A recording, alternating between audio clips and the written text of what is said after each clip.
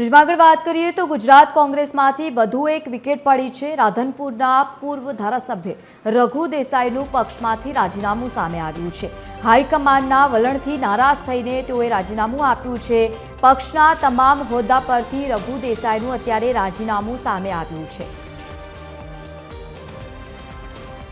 વધુ માહિતી સાથે સંવાદદાતા કૃણાલ જોડાયા છે। કૃણાલ, એક વધુ રાજીનામું આપ્યું છે એટલે કે કોંગ્રેસને વધુ એક ફટકો પડ્યો હોય તેવું લાગી રહ્યું છે। શું વધુ માહિતી, શું કારણ હોઈ શકે? ચોક્કસથી લવલીન જણાવી દઉં કે રાધનપુરના પૂર્વ ધારાસભ્ય રઘુભાઈ દેસાઈએ કોંગ્રેસને અલવિદા કરી હોવાની પોસ્ટ સોશિયલ મીડિયામાં વાયરલ થવા પામી છે।